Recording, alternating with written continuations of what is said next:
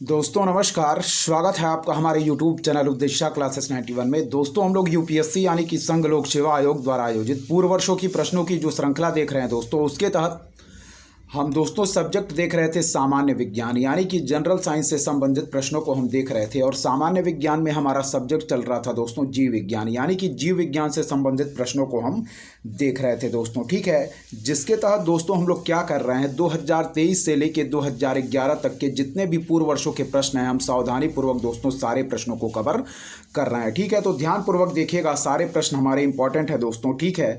हम लोगों ने दोस्तों अब तक 2023 से लेके 2014 तक के प्रश्नों को कंप्लीट किया है। 2014 में हमारे कुछ प्रश्न बाकी हैं, उनको हल करने के बाद दोस्तों हम आगे के प्रश्नों को ध्यानपूर्वक देखेंगे, इसलिए सारे प्रश्न इंपॉर्टेंट है, ध्यानपूर्वक देखिएगा। चलिए 2014 में जो पूछा गया दोस्तों हमारा 7वां प्रश्न है, उसको हम ध्यानपूर्वक पढ़ेंगे, फिर आगे के प्रश्नों की तरफ बढ़ेंगे। चलिए देखते हैं 7वां नंबर प्रश्न हमारा 2014 में क्या पूछा गया था, पढ़ेंगे, ध्यानपूर्वक देखिएगा दोस्तों, ठीक है।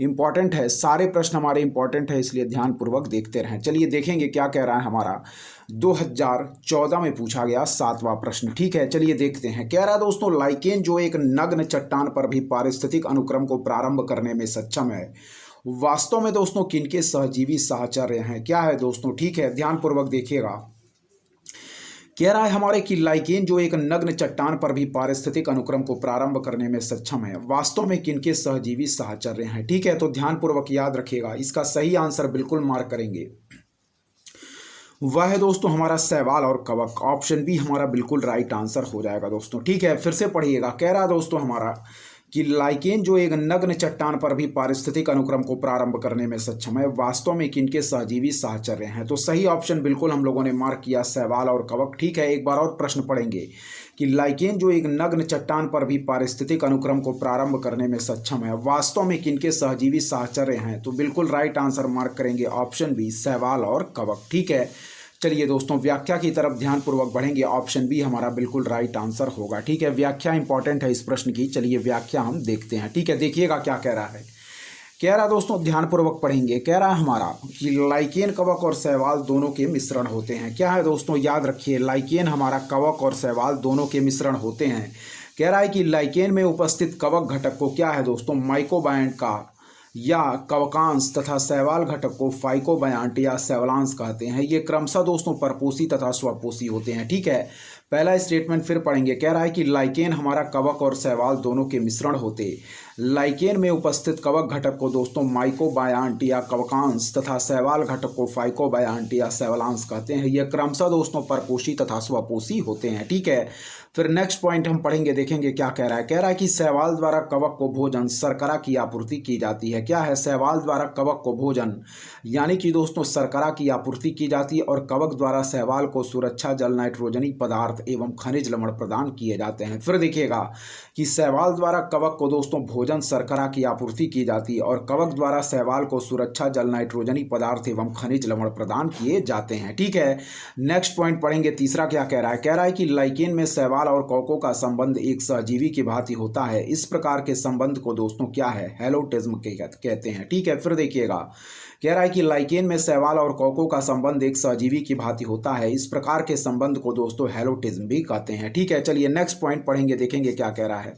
कह रहा है कि इनके कुछ आर्थिक महत्व भी होते हैं, जैसे दोस्तों मृदा निर्माणकारी प्रक्रिया में रंग, औषध तथा इत्र इत्यादि की प्राप्ति लाइकेन से की जाती है। इस पॉइंट को याद रखिएगा। नेक्स्ट पॉइंट फिर पढ़ेंगे, कह रहा है कि लाइकेन वायु प्रदूषण का भी संकेत देती है, क्योंकि जहां सल्फर प्रदूषण अधिक होता है वहां इनका विकास नहीं होता है, ठीक है। चलिए सारे पॉइंट एक बार और पढ़ लेंगे। पहला पॉइंट कह रहा है कि लाइकेन कवक और शैवाल दोनों के मिश्रण, लाइकेन में उपस्थित कवक घटक को दोस्तों माइकोबायंट या कवकांश तथा शैवाल घटक को दोस्तों फाइकोबायंट या शैवालांश कहते हैं। यह क्रमशः दोस्तों परपोषी तथा स्वपोषी होते हैं, ठीक है।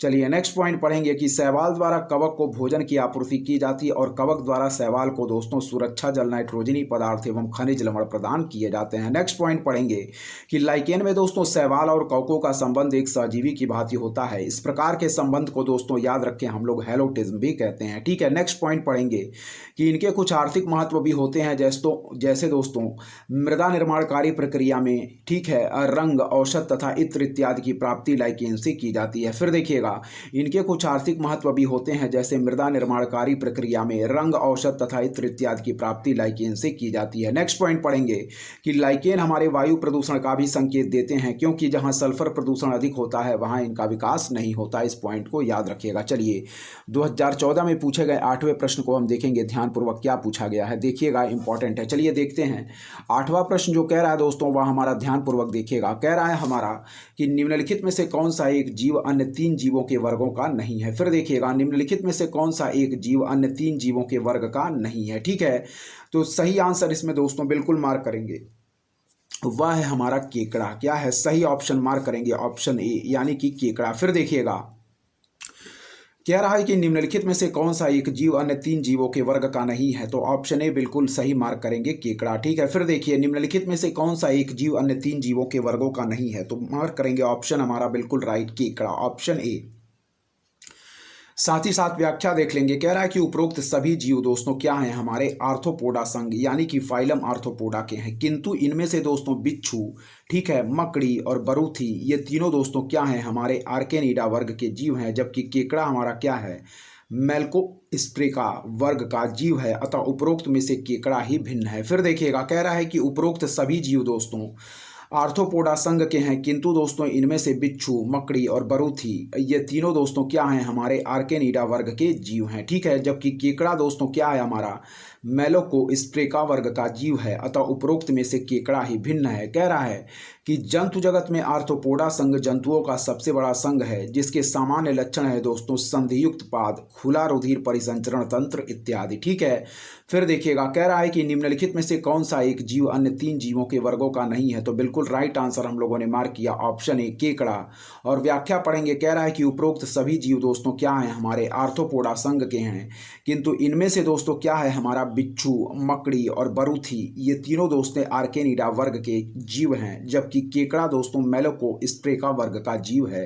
अतः उपरोक्त में से केकड़ा ही दोस्तों क्या है, भिन्न है। कह रहा है कि जंतु जगत में आर्थ्रोपोडा संघ जंतुओं का सबसे बड़ा संघ है, जिसके सामान्य लक्षण है दोस्तों संधियुक्त पाद, खुला रुधिर परिसंचरण तंत्र इत्यादि। इस पॉइंट को याद रखिएगा। चलिए दोस्तों, अब हम देखेंगे 2014 में जो हमारा पूछा गया 9वां प्रश्न है, उसकी तरफ हम ध्यानपूर्वक बढ़ेंगे। सारे प्रश्नों को आप लोग ध्यानपूर्वक देखते चलें, क्योंकि आगामी परीक्षा की दृष्टि से सारे प्रश्न दोस्तों हमारे मोस्ट इंपॉर्टेंट हैं। ठीक है, चलिए देखिएगा ध्यानपूर्वक क्या कह रहा है हमारा 2014 में पूछा गया 9वां प्रश्न। ठीक है, ध्यानपूर्वक देखिएगा, इंपॉर्टेंट है। चलिए देखते हैं दोस्तों। ठीक है, ध्यानपूर्वक देखते हैं क्या कहता है हमारा 2014 में पूछा गया 9वां प्रश्न। ठीक है, इंपॉर्टेंट है, ध्यानपूर्वक देखिएगा। चलिए देखते हैं 2014 में जो पूछा गया हमारा 9वां प्रश्न है, उसको पढ़ेंगे। कह रहा है कि निम्नलिखित पर विचार कीजिए। क्या कह रहा है, कह रहा है निम्नलिखित पर विचार कीजिए। पहला कह रहा है दोस्तों हमारा क्या है, चमगादड़। क्या कह रहा है दोस्तों, पहला हमारा चमगादड़, दूसरा कह रहा है दोस्तों देखिएगा भालू, और तीसरा कह रहा है कृंतक या रोडेंट।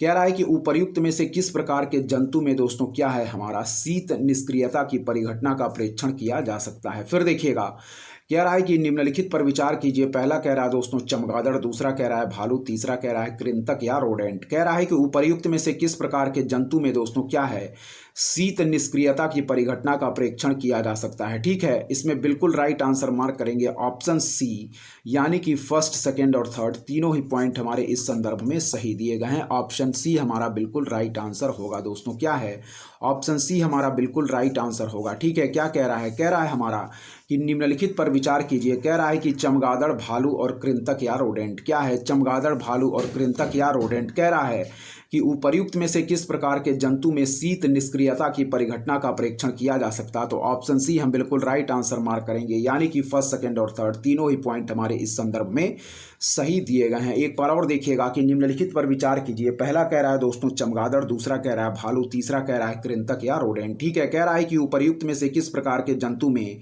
शीत निष्क्रियता की परिघटना का परीक्षण किया जा सकता, तो ऑप्शन सी हमारा बिल्कुल राइट आंसर होगा, फर्स्ट, सेकंड और थर्ड। ठीक है, व्याख्या इंपॉर्टेंट है। चलिए इस प्रश्न की व्याख्या हम ध्यानपूर्वक पढ़ते हैं। ठीक है, देखेंगे व्याख्या क्या कह रहा है देखिएगा, कह रहा है शीतोष्ण एवं शीत कटिबंधों में निवास करने वाले जीवों की शीत ऋतु के प्रति दोस्तों ठंडे के प्रति निष्क्रिय या अवसन्न अवस्था को शीत निष्क्रियता या हाइबरनेशन कहते हैं, जिसमें वहाँ के अनेक प्राणी जाड़े की ऋतु बिताते हैं। फिर देखिएगा, शीतोष्ण एवं शीत कटिबंधों में निवास करने वाले जीवों की शीत ऋतु के प्रति यानी कि ठंडे के प्रति निष्क्रिय या अवसन्न अवस्था को शीत निष्क्रियता या हाइबरनेशन कहते हैं, जिसमें वहाँ के अनेक प्राणी जाड़े की ऋतु बिताते हैं। कह रहा है कि इस अवस्था में अधिकांश शारीरिक क्रियाएं रुक जाती हैं और इनकी श्वसन दर बहुत कम हो जाती है। इस दौरान जीव दीर्घ काल तक पूर्ण निष्क्रिय अवस्था में पड़ा रहता है।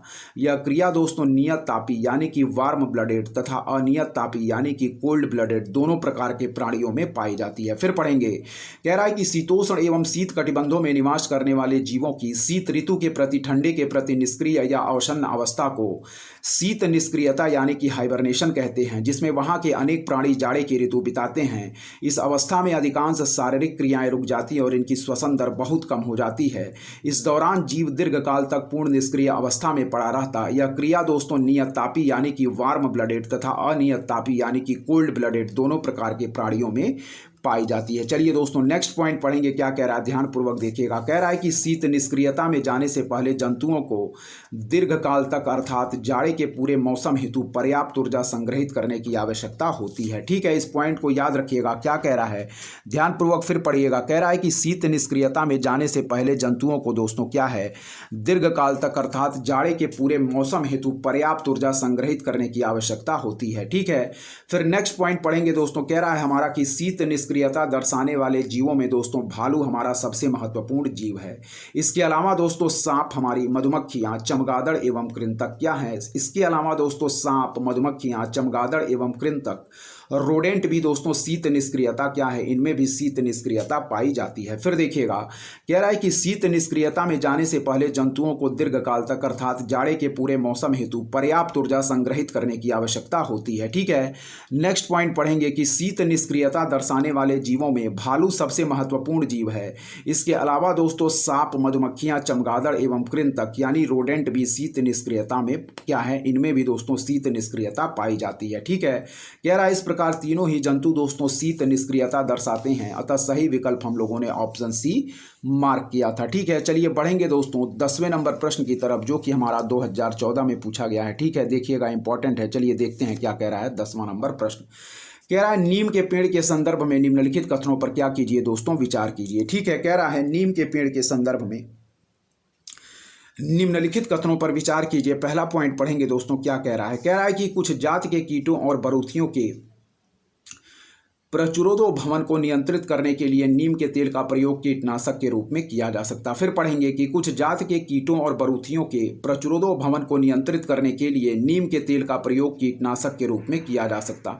नेक्स्ट पॉइंट पढ़ेंगे कि नीम के बीजों का प्रयोग जैव ईंधन और अस्पताल अपमार्जकों का निर्माण करने में होता। और तीसरा कह रहा है कि नीम के तेल का अनुप्रयोग औषधि उद्योग में होता है। ठीक है, तो कह रहा है कि उपर्युक्त कथनों में से कौन से हमारे सही हैं, तो सही ऑप्शन हम लोगों ने मार्क किया ऑप्शन सी, यानी कि फर्स्ट और थर्ड हमारा बिल्कुल राइट आंसर होगा। ठीक है, यानी कि दोस्तों कुछ जात के कीटों और बरूथियों के प्रचुरोदो भवन को नियंत्रित करने के लिए नीम के तेल का प्रयोग कीटनाशक के रूप में किया जाता।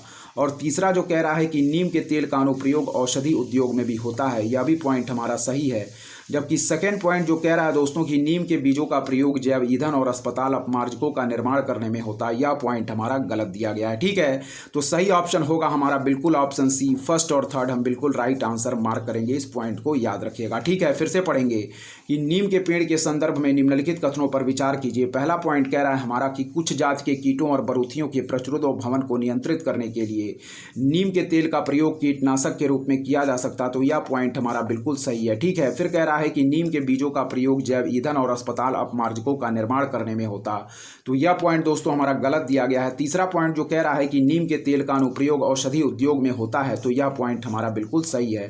तो सही ऑप्शन हम लोगों ने मार्क किया ऑप्शन सी, केवल फर्स्ट और थर्ड पॉइंट हमारे सही दिए गए हैं, बाकी के पॉइंट गलत दिए गए हैं। व्याख्या इंपॉर्टेंट है, चलिए व्याख्या देखते हैं क्या कह रहा है।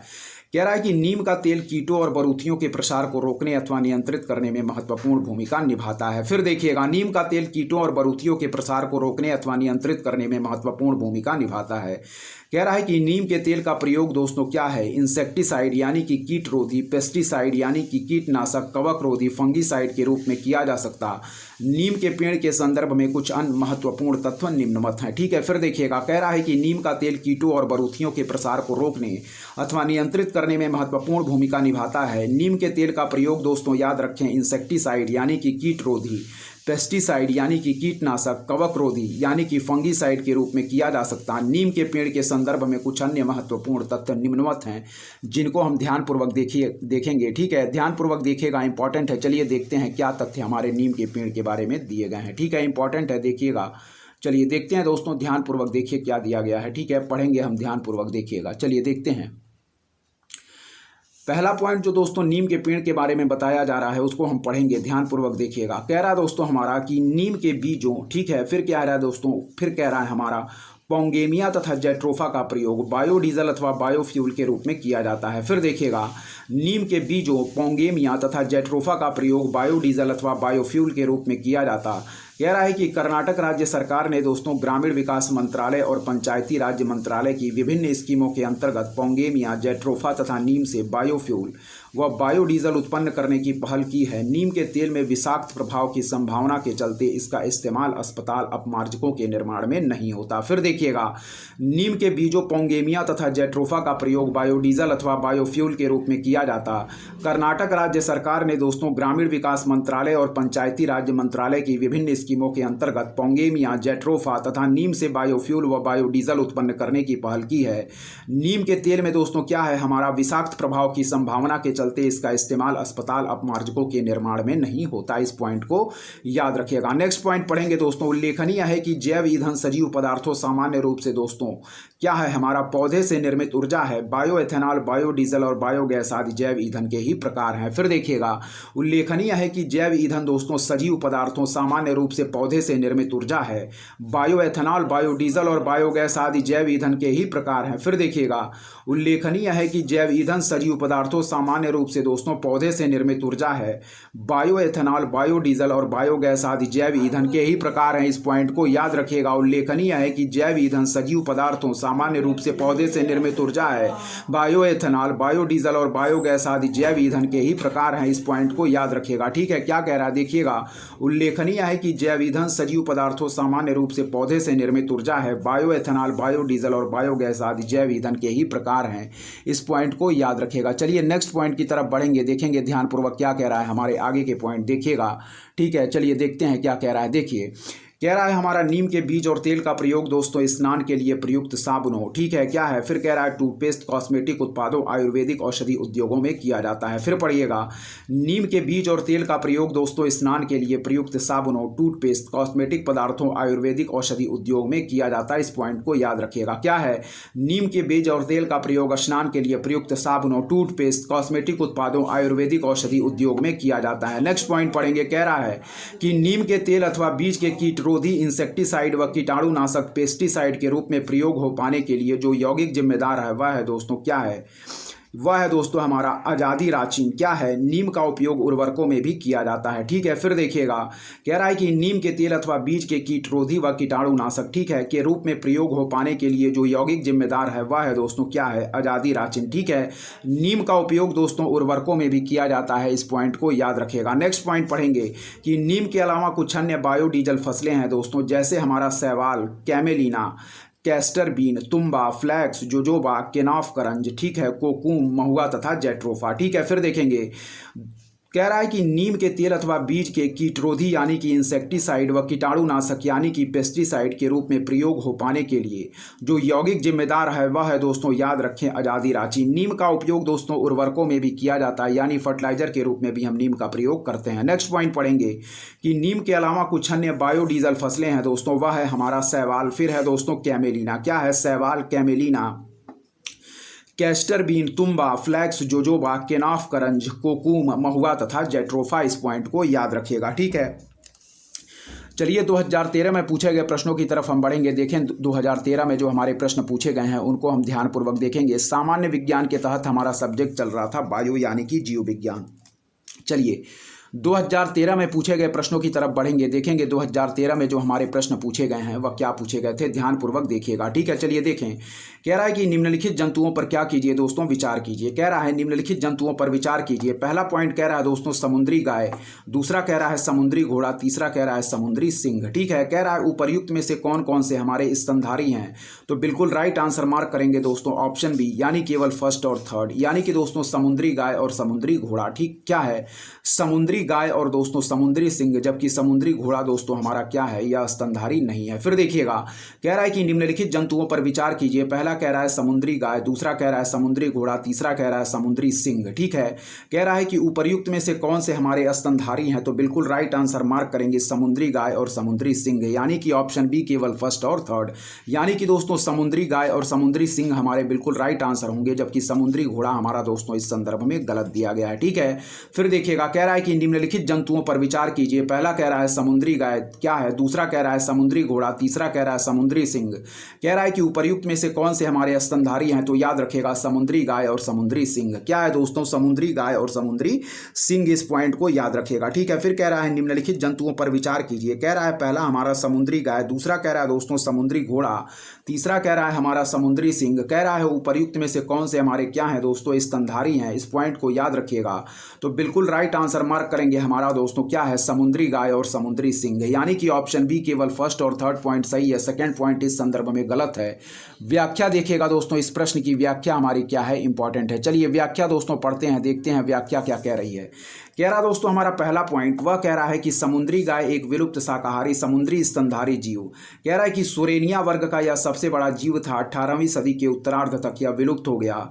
इससे सबसे नजदीकी रूप से जुड़ा जीवित जीव है दोस्तों ड्यूगांग। क्या है, फिर देखिएगा, कह रहा है कि समुद्री गाय दोस्तों एक विलुप्त शाकाहारी समुद्री स्तनधारी जीव है। कह रहा है कि सौरेनिया वर्ग का यह सबसे बड़ा जीव था, 18वीं सदी के उत्तरार्ध तक यह विलुप्त हो गया। कह रहा है कि इससे सबसे नजदीकी रूप से जुड़ा जीवित जीव ड्यूगांग है। ठीक है, अगला देखेंगे। कह रहा दोस्तों समुद्री सिंह एक मांसाहारी समुद्री स्तनधारी जीव है। क्या है, समुद्री सिंह दोस्तों एक मांसाहारी समुद्री स्तनधारी जीव है। ठीक है, फिर देखिएगा, कह रहा है हिपोकैम्पस वंश के 54 मछलियों की प्रजातियों को समुद्री घोड़ा उपनाम से जाना जाता है। क्या है, फिर देखिएगा, कह रहा है कि हिपोकैम्पस वंश के 54 मछलियों की प्रजातियों को समुद्री घोड़ा उपनाम से जाना जाता है, इस पॉइंट को याद रखिएगा। ठीक है, फिर देखिएगा, कह रहा है कि समुद्री गाय एक विलुप्त हमारा क्या है, शाकाहारी समुद्री स्तनधारी जीव है। सारेनिया वर्ग का यह सबसे बड़ा जीव था, 18वीं सदी के उत्तरार्ध तक यह विलुप्त हो गया। कह रहा है कि इससे सबसे नजदीकी रूप से जुड़ा जीवित जीव ड्यूगांग है। ठीक है, फिर कह रहा है कि समुद्री सिंह दोस्तों एक मांसाहारी समुद्री स्तनधारी जीव है। और लास्ट पॉइंट कह रहा है कि हिपोकैम्पस वंश के 54 मछलियों की प्रजातियों को समुद्री घोड़ा उपनाम से जाना जाता है, इस पॉइंट को याद रखिएगा। तो सही आंसर हम लोगों ने मार्क किया था वह था हमारा ऑप्शन सी, यानी कि केवल फर्स्ट और थर्ड। प्रश्न हमारा क्या कह रहा था, देखिएगा कि निम्नलिखित जंतुओं पर विचार कीजिए। पहला कह रहा था समुद्री गाय, दूसरा कह रहा था समुद्री घोड़ा, तीसरा कह रहा था समुद्री सिंह। और यह प्रश्न पूछा जा रहा था कि उपर्युक्त में से कौन से हमारे स्तनधारी हैं, तो हम लोगों ने सही आंसर मार्क किया था समुद्री गाय और समुद्री सिंह, यानी कि ऑप्शन फर्स्ट और थर्ड हमारा बिल्कुल सही है, जबकि सेकेंड पॉइंट इस संदर्भ में गलत दिया गया है। तो याद रखें समुद्री गाय और समुद्री सिंह दोस्तों हमारे क्या हैं, स्तनधारी हैं। व्याख्या हम लोगों ने देख लिया है। चलिए दोस्तों बढ़ेंगे 2013 में पूछे गए दूसरे प्रश्न की तरफ। ठीक है, देखिएगा क्या कह रहा है। देखिए, कह रहा है दोस्तों कवक मूलीय, ठीक है, यानी कि माइकोराइजल जैव प्रौद्योगिकी को निम्नलिखित स्थलों के पुनर्वासन में उपयोग में लाया गया, क्योंकि कवक मूल के द्वारा पौधों में। फिर देखिएगा, कह रहा है हमारा कि कवक मूलीय जैव प्रौद्योगिकी को निम्नलिखित स्थलों के पुनर्वासन में उपयोग में लाया गया, क्योंकि दोस्तों कवक मूल के द्वारा पौधों में।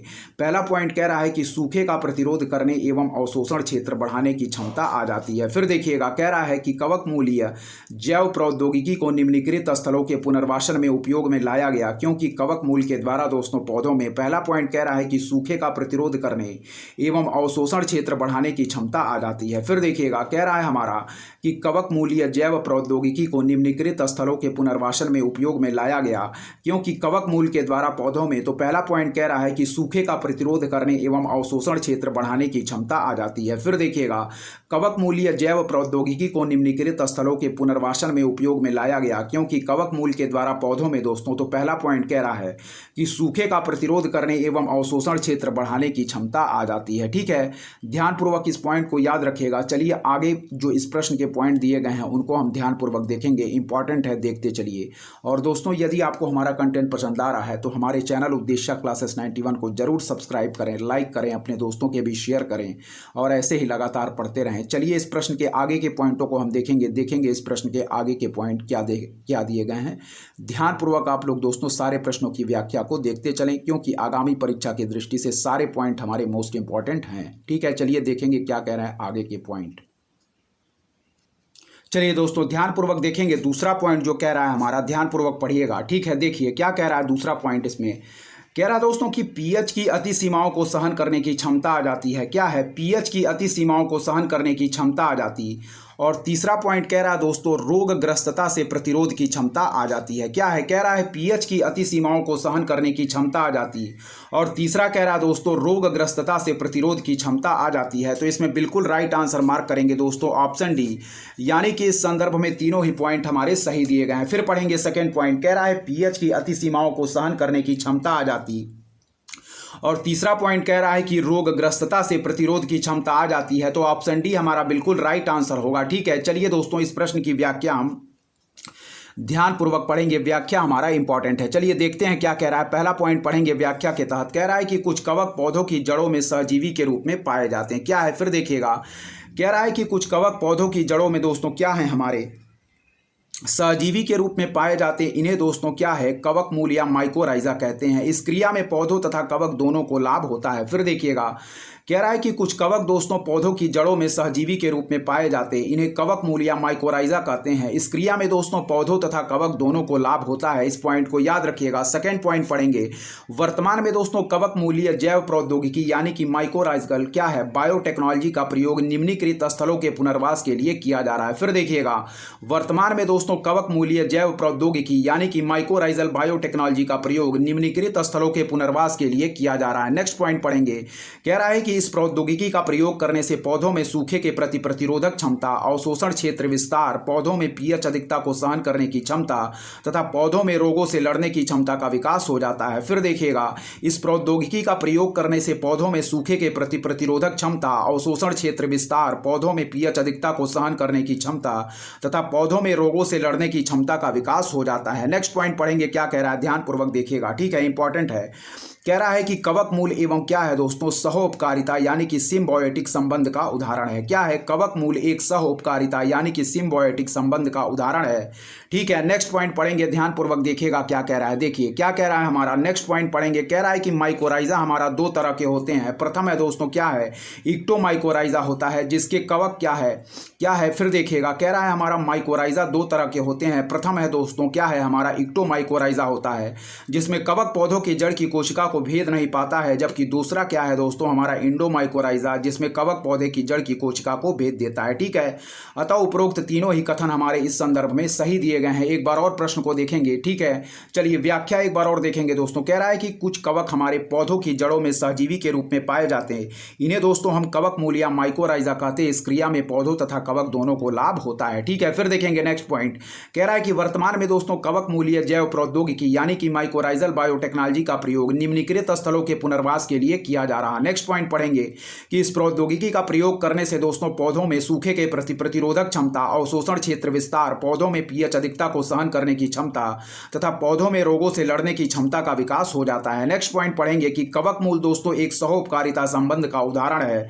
और नेक्स्ट पॉइंट पढ़ेंगे कि माइकोराइजा दो तरह के होते हैं। प्रथम है दोस्तों हमारा इक्टोमाइकोराइजा, जिसमें दोस्तों क्या है हमारा कवक पौधों के जड़ की कोशिका को भेद नहीं पाता है। जबकि दूसरा है दोस्तों इंडोमाइकोराइजा, जिसमें दोस्तों कवक हमारे पौधे की जड़ की कोशिका को भेद देता है। इस पॉइंट को याद रखिएगा। था उपरोक्त तीनों ही कथन हमारे प्रश्न में सही दिए गए। हम लोगों ने सही आंसर मार्क किया था ऑप्शन डी, यानी कि फर्स्ट, सेकंड और थर्ड तीनों ही पॉइंट हमारे इस संदर्भ में सही दिए गए थे। ठीक है, चलिए इस पॉइंट को याद रखिएगा। 2013 में पूछे गए तीसरे प्रश्न की तरफ हम ध्यानपूर्वक बढ़ेंगे, इंपॉर्टेंट है, देखते रहें। ठीक है, चलिए देखेंगे 2013 में पूछा गया तीसरा प्रश्न क्या कह रहा था, ध्यानपूर्वक देखिएगा। कह रहा है निम्नलिखित कथनों में से कौन से हमारे सही हैं। ठीक है, फिर देखिएगा, कह रहा है कि निम्नलिखित कथनों में से कौन से हमारे सही हैं। पहला पॉइंट कह रहा है दोस्तों कि विषाणुओं में ऊर्जा उत्पादन के लिए आवश्यक एंजाइम नहीं होते। क्या है? कह रहा है कि विषाणुओं में ऊर्जा उत्पादन के लिए दोस्तों क्या है हमारे आवश्यक एंजाइम नहीं होते, इस पॉइंट को याद रखिएगा। ठीक है, दूसरा पॉइंट क्या कह रहा है दोस्तों कि विषाणुओं को किसी भी संश्लेषित माध्यम में दोस्तों संवर्धित किया जा सकता है। क्या है, कह रहा है विषाणुओं को हमारा किसी भी संश्लेषित माध्यम में क्या है दोस्तों संवर्धित किया जा सकता। और तीसरा पॉइंट कह रहा है कि विषाणुओं का एक जीव से दूसरे जीव में संचारण केवल जैविकीय संवाहकों द्वारा ही होता है। ठीक है, तो कह रहा है नीचे दिए गए कूट का प्रयोग कर सही उत्तर चुनिए। तो बिल्कुल राइट आंसर मार्क करेंगे ऑप्शन ए, यानी कि वायरस के संबंध में केवल फर्स्ट पॉइंट ही हमारा सही दिया गया है, जबकि दोस्तों सेकंड और थर्ड पॉइंट इस संदर्भ में हमारे बिल्कुल गलत दिए गए हैं। फिर पढ़ेंगे, कह रहा है निम्नलिखित कथनों में से कौन से हमारे सही हैं। ठीक है, तो पहला पॉइंट जो कह रहा है कि विषाणुओं में ऊर्जा उत्पादन के लिए आवश्यक एंजाइम नहीं होते, यही पॉइंट हमारा बिल्कुल सही दिया गया है। बाकी के पॉइंट जो सेकंड और थर्ड दिए गए हैं दोस्तों वह है हमारे गलत। ठीक है, फिर देखिएगा निम्नलिखित कथनों में से कौन से हमारे सही हैं। तो पहला पॉइंट जो कह रहा है दोस्तों कि विषाणुओं में ऊर्जा उत्पादन के लिए आवश्यक एंजाइम नहीं होते, यही पॉइंट हमारा सही है। बाकी के पॉइंट सेकंड और थर्ड दोस्तों हमारा विषाणुओं के संदर्भ में गलत दिया गया है। ठीक है, दूसरा पॉइंट जो हमारा कह रहा है कि विषाणुओं को किसी भी संश्लेषित माध्यम में संवर्धित किया जा सकता, तो यह पॉइंट हमारा गलत है। और तीसरा पॉइंट जो कह रहा है कि विषाणुओं का एक जीव से दूसरे जीव में संचारण केवल जैविकीय संवाहकों द्वारा ही होता, तो यह भी पॉइंट दोस्तों हमारा गलत दिया गया है। ठीक है, ऑप्शन ए केवल फर्स्ट हमारा सही है, जिसको हम लोगों ने मार्क किया। व्याख्या इंपॉर्टेंट है, चलिए दोस्तों व्याख्या ध्यानपूर्वक देखिएगा। चलिए देखिए, कह रहा है दोस्तों वायरस हमारा क्या है, अति सूक्ष्म घटक होते जो जीवित कोशिकाओं में परजीवी की भांति उपस्थित रहते। इनमें कोशिका झिल्ली, सेल मेम्ब्रेन, केंद्रक, न्यूक्लियस, कोशिका द्रव, साइटोप्लाज्म तथा अन्य कोशिकांग यानी कि सेल ऑर्गेनेल्स दोस्तों अनुपस्थित होते हैं। फिर देखिएगा, वायरस हमारा अति सूक्ष्म घटक होते हैं जो जीवित कोशिकाओं में परजीवी की भांति उपस्थित रहते हैं। ठीक है, फिर देखिएगा, वायरस हमारे अति सूक्ष्म घटक होते हैं जो जीवित कोशिकाओं में परजीवी की भांति उपस्थित रहते। इनमें दोस्तों कोशिका झिल्ली यानी कि सेल मेम्ब्रेन, केंद्रक दोस्तों न्यूक्लियस, कोशिका द्रव, साइटोप्लाज्म तथा अन्य कोशिकांग सेल ऑर्गेनेल्स दोस्तों अनुपस्थित होते हैं। चलिए पहला पॉइंट देखिए क्या कह रहा है, ये सिर्फ दोस्तों जीवित कोशिकाओं में जनन या वृद्धि कर सकती है, जीवित कोशिका से बाहर ये मृत समान होते हैं। फिर देखिएगा क्या कह रहा है दोस्तों, देखिएगा ये सिर्फ दोस्तों जीवित कोशिकाओं में जनन या वृद्धि कर सकते हैं, जीवित कोशिका से बाहर दोस्तों ये क्या है, मृत समान होते हैं। इस पॉइंट को याद रखिएगा। फिर देखिएगा, ये दोस्तों सिर्फ जीवित कोशिकाओं में जनन या वृद्धि कर सकते हैं, जीवित कोशिका से बाहर दोस्तों ये मृत समान होते हैं। ठीक है, ये सिर्फ दोस्तों जीवित कोशिकाओं में जनन या वृद्धि कर सकते, जीवित कोशिका से बाहर दोस्तों क्या है, ये मृत समान होते हैं। इस पॉइंट को याद रखिएगा। ठीक है, चलिए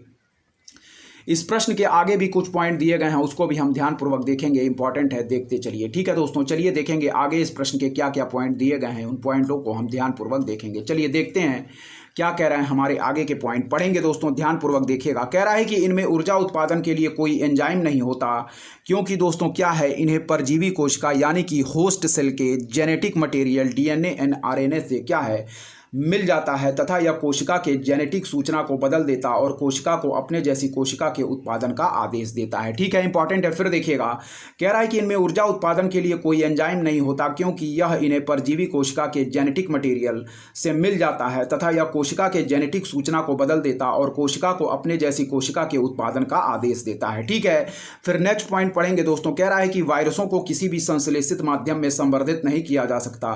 विषाणुओं का एक जीव से दूसरे जीव में संचारण संक्रमित व्यक्ति के सांस से, खून तथा संक्रमित जल और वायु के सेवन से आसानी से हो सकता है। फिर देखिएगा, वायरसों को किसी भी संश्लेषित माध्यम में संवर्धित नहीं किया जा सकता। विषाणुओं का एक जीव से दूसरे जीव में संचारण संक्रमित व्यक्ति के सांस से, खून तथा संक्रमित जल और वायु के सेवन से आसानी से हो सकता है। नेक्स्ट पॉइंट पढ़ेंगे क्या दिया गया है, ध्यानपूर्वक देखिएगा, इंपॉर्टेंट है। चलिए देखते हैं हमारा नेक्स्ट पॉइंट क्या दिया गया है, इंपॉर्टेंट है, ध्यानपूर्वक देखते रहिए। ठीक है, चलिए देखिएगा दोस्तों नेक्स्ट पॉइंट हमारा क्या कह रहा है, पढ़ेंगे। कह रहा है कि विषाणु को क्रिस्टल के रूप में इकट्ठा किया जा सकता। एक विषाणु बिना किसी सजीव माध्यम के पुनरुत्पादन नहीं कर सकता, अतः केवल कथन एक हमारा सही है। ठीक है, तीनों पॉइंट फिर से पढ़ेंगे, ध्यानपूर्वक देखिएगा। कह रहा है कि इनमें ऊर्जा उत्पादन के लिए कोई एंजाइम नहीं होता, क्योंकि यह इन्हें दोस्तों परजीवी कोशिका यानी कि होस्ट सेल के जेनेटिक मटेरियल यानी कि डीएनए एवं आरएनए से मिल जाता तथा यह कोशिका के जेनेटिक सूचना को बदल देता और कोशिका को अपने जैसी कोशिका के उत्पादन का आदेश देता है। नेक्स्ट पॉइंट पढ़ेंगे कि वायरसों को किसी भी संश्लेषित माध्यम में संवर्धित नहीं किया जा सकता। विषाणुओं का एक जीव से दूसरे जीव में संचारण संक्रमित व्यक्ति के सांस से, खून तथा संक्रमित जल और वायु के सेवन से आसानी से हो सकता है। नेक्स्ट पॉइंट पढ़ेंगे कि विषाणु को क्रिस्टल के रूप में इकट्ठा किया जा सकता। एक विषाणु बिना किसी सजीव माध्यम कैल्शियम के पुनरुत्पादन नहीं कर सकता। अतः केवल दोस्तों हमारा कथन एक सही दिया गया है। 2013 में पूछे गए चौथे प्रश्न की तरफ ध्यानपूर्वक बढ़ेंगे, देखेंगे क्या कह रहा है, इंपॉर्टेंट है, देखिएगा। ठीक है, चलिए पढ़ते हैं। कह रहा दोस्तों हमारा कि कई प्रतिरोपित पौधे इसलिए नहीं बढ़ते हैं क्योंकि, क्या है, कई प्रतिरोपित पौधे इसलिए नहीं बढ़ते हैं क्योंकि सही ऑप्शन मार्क करेंगे ऑप्शन सी, यानी कि दोस्तों प्रतिरोपण के दौरान अधिकांश मूल रोम नष्ट हो जाते हैं। ठीक है, फिर देखिएगा, कई प्रतिरोपित पौधे इसलिए नहीं बढ़ते हैं क्योंकि प्रतिरोपण के दौरान अधिकांश मूल रोम दोस्तों क्या हमारे नष्ट हो जाते हैं। इस पॉइंट को याद रखिएगा। क्या है, कई प्रतिरोपित पौधे इसलिए नहीं बढ़ते हैं क्योंकि प्रतिरोपण के दौरान अधिकांश मूल रोम नष्ट हो जाते हैं। इस पॉइंट को याद रखिएगा। व्याख्या भी इंपॉर्टेंट है। देखिए, कह रहा है कि पौधों के प्रतिरोपण के दौरान उनके अधिकांश मूल रोम दोस्तों यानी कि रूट हेयर्स हमारे क्षतिग्रस्त हो जाते।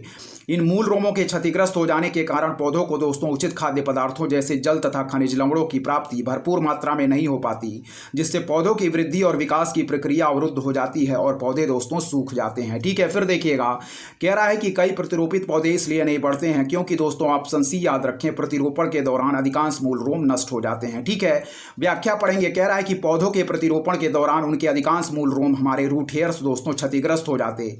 इन मूल रोमों के क्षतिग्रस्त हो जाने के कारण पौधों को दोस्तों उचित खाद्य पदार्थों जैसे जल तथा खनिज लवणों की प्राप्ति भरपूर मात्रा में नहीं हो पाती, जिससे दोस्तों पौधों की वृद्धि और विकास की प्रक्रिया अवरुद्ध हो जाती है और पौधे दोस्तों हमारे क्या होते हैं, सूख जाते हैं। इस पॉइंट को याद रखिएगा। चलिए 5वें नंबर प्रश्न की तरफ बढ़ेंगे। क्या कह रहा है, ध्यानपूर्वक देखिएगा। कह रहा है निम्नलिखित खनिजों पर विचार कीजिए। क्या है, कह रहा है निम्नलिखित खनिजों पर विचार कीजिए। पहला पॉइंट दोस्तों कह रहा है हमारा कैल्शियम, दूसरा लौह, तीसरा सोडियम। ठीक है, कह रहा है कि उपयुक्त खनिजों में से मानव शरीर में पेशियों के संकुचन के लिए किसकी या किनकी आवश्यकता होती है या होती है। ठीक है, फिर देखिएगा, निम्नलिखित खनिजों पर विचार कीजिए। पहला कह रहा है दोस्तों कैल्शियम, दूसरा कह रहा है लौह, तीसरा कह रहा है दोस्तों सोडियम। ठीक है, कह रहा है कि उपर्युक्त खनिजों में से मानव शरीर में पेशियों के संकुचन के लिए किसकी या किनकी आवश्यकता होती है या होते हैं। ठीक है, इस पॉइंट को याद रखिएगा। तो इस प्रश्न का जो आंसर मार्क करेंगे वह है दोस्तों ऑप्शन डी, यानी कि इस संदर्भ में तीनों ही पॉइंट हमारे सही दिए गए हैं। ठीक है, फिर देखिएगा, कह रहा है कि निम्नलिखित खनिजों पर विचार कीजिए। पहला पॉइंट कह रहा है दोस्तों कैल्शियम, दूसरा कह रहा है लौह, तीसरा कह रहा है सोडियम। कह रहा है कि उपर्युक्त खनिजों में से मानव शरीर में पेशियों के संकुचन के लिए किसकी या किनकी आवश्यकता होती है। तो ऑप्शन डी फर्स्ट, सेकंड और थर्ड पॉइंट हमारा इस संदर्भ में बिल्कुल सही है। व्याख्या इंपॉर्टेंट है। चलिए दोस्तों व्याख्या ध्यानपूर्वक देखिएगा क्या दिया गया है। चलिए देखिए, पहला पॉइंट पढ़ेंगे व्याख्या में दोस्तों। कह रहा है कि सामान्यतः हमारा मांसपेशियों में क्या है, संकुचन से तात्पर्य है। फिर देखिएगा, सामान्यतः दोस्तों मांसपेशियों में संकुचन से तात्पर्य है। मांसपेशी के दोस्तों क्या है, हमारे फाइबर यानी कि मसल फाइबर में तनाव उत्पन्न होना। क्या है, फिर देखिएगा, सामान्यतः मांसपेशियों में संकुचन से तात्पर्य है मांसपेशी के फाइबर में तनाव उत्पन्न होना। ठीक है, मांसपेशियों में संकुचन के बाद दोस्तों क्या है, रिलैक्सेशन होता है, जो मांसपेशियों में न्यूनतम तनाव की अवस्था होती है। फिर देखिएगा, सामान्यतः दोस्तों मांसपेशियों में संकुचन से तात्पर्य है मांसपेशी के फाइबर में तनाव उत्पन्न होना। फिर देखिएगा, सामान्यतः मांसपेशियों में संकुचन से तात्पर्य है मांसपेशी के फाइबर में दोस्तों तनाव उत्पन्न होना। ठीक है, मांसपेशियों में संकुचन के बाद रिलैक्सेशन होता है, जो मांसपेशियों में दोस्तों न्यूनतम तनाव की अवस्था होती है। फिर देखिएगा, सामान्यतः मांसपेशियों में संकुचन से तात्पर्य है मांसपेशी के फाइबर में तनाव उत्पन्न होना। ठीक है, मांसपेशियों में संकुचन के बाद रिलैक्सेशन होता है, जो मांसपेशियों में न्यूनतम तनाव की अवस्था होती है। नेक्स्ट पॉइंट पढ़ेंगे। कह रहा है कि मांसपेशियों के संकुचन के संबंध में स्लाइडिंग दोस्तों फिलामेंट सिद्धांत के अनुसार मांसपेशियों के संकुचन में कैल्शियम, पोटेशियम तथा सोडियम आयनों की आवश्यकता होती है। ठीक है, फिर देखिएगा, कह रहा है कि मांसपेशियों के संकुचन के संबंध में स्लाइडिंग फिलामेंट सिद्धांत के अनुसार मांसपेशियों के संकुचन में कैल्शियम, ठीक है, फिर है दोस्तों पोटेशियम तथा सोडियम आयनों की आवश्यकता होती है। फिर देखिएगा, मांसपेशियों के संकुचन के संबंध में स्लाइडिंग फिलामेंट सिद्धांत के अनुसार मांसपेशियों के संकुचन में दोस्तों कैल्शियम, पोटेशियम तथा सोडियम आयनों की आवश्यकता होती है। इस पॉइंट को याद रखिएगा। ठीक है, प्रश्न हमारा कह रहा था क्या है, ध्यानपूर्वक देखिएगा क्या कह रहा है। एक बार और प्रश्न को पढ़ेंगे, ध्यानपूर्वक देखिए क्या कह रहा है प्रश्न हमारा। देखिए क्या कह रहा है। कह रहा है कि निम्नलिखित खनिजों पर विचार कीजिए। कैल्शियम, लौह, सोडियम। कह रहा है कि उपर्युक्त खनिजों में से मानव शरीर में पेशियों के संकुचन के लिए किसकी या किनकी आवश्यकता होती है। तो सही ऑप्शन हम लोगों ने मार्क किया था ऑप्शन डी, यानी कि फर्स्ट, सेकंड और थर्ड। चलिए इस प्रश्न की कुछ और आगे भी व्याख्या दी गई है, उसको भी हम ध्यानपूर्वक देखेंगे दोस्तों, इंपॉर्टेंट है। ठीक है, चलिए देखें क्या दी गई है, ध्यानपूर्वक देखिएगा। ठीक है, चलिए देखते हैं। चलिए दोस्तों ध्यानपूर्वक देखिएगा, इस प्रश्न की जो आगे भी कुछ व्याख्या दी गई है वह भी हमारी परीक्षा की दृष्टि से इंपॉर्टेंट है। चलिए पढ़ते हैं क्या दिया गया है, ध्यानपूर्वक देखिएगा दोस्तों। ठीक है, चलिए देखते हैं क्या दिया गया है, पढ़िए। कह रहा है हमारा मायोग्लोबिन दोस्तों क्या है, एक लौह युक्त यौगिक है। ठीक है, ध्यानपूर्वक देखिएगा। कह रहा है हमारा कि मायोग्लोबिन दोस्तों एक लौह युक्त यौगिक है और मायोग्लोबिन ऑक्सीजन को ऊतकों के भीतर ले जाता है, जिससे दोस्तों कोशिकाओं में वायवीय श्वसन होता है, एरोबिक रेस्पिरेशन की। ठीक है, कह रहा है कि इसके अभाव में दोस्तों अवायवीय श्वसन यानी कि एनएरोबिक रेस्पिरेशन होता है, जिससे दोस्तों क्या है हमारा मांसपेशियों में लैक्टिक अम्ल एकत्रित होता जो पेशी तनाव का कारण बनता और इससे मांसपेशियों का सामान्य संकुचन व रिलैक्सेशन प्रभावित होता है। फिर देखिएगा, इंपॉर्टेंट है, पढ़ेंगे दोस्तों। कह रहा है हमारा कि मायोग्लोबिन एक लौहयुक्त यौगिक है। क्या है, मायोग्लोबिन हमारा एक लौहयुक्त यौगिक है। मायोग्लोबिन दोस्तों याद रखें कि ऑक्सीजन को ऊतकों के भीतर ले जाता है, जिससे दोस्तों कोशिकाओं में वायवीय श्वसन यानी कि एरोबिक रेस्पिरेशन होता है। इसके अभाव में दोस्तों अवायवीय श्वसन यानी कि एनारोबिक रेस्पिरेशन होता, जिससे मांसपेशियों में दोस्तों लैक्टिक अम्ल एकत्रित होता जो पेशी तनाव का कारण बनता और इससे मांसपेशियों का सामान्य संकुचन व रिलैक्सेशन प्रभावित होता है। फिर देखिएगा, कह रहा है कि मायोग्लोबिन एक लौहयुक्त यौगिक है। मायोग्लोबिन ऑक्सीजन को ऊतकों के भीतर ले जाता है, जिससे दोस्तों कोशिकाओं में वायवीय श्वसन यानी कि एरोबिक रेस्पिरेशन होता है। इसके अभाव में दोस्तों अवायवीय श्वसन यानी कि एनारोबिक रेस्पिरेशन होता, जिससे मांसपेशियों में लैक्टिक अम्ल एकत्रित होता जो पेशी तनाव का कारण बनता और इससे दोस्तों मांसपेशियों का सामान्य संकुचन व रिलैक्सेशन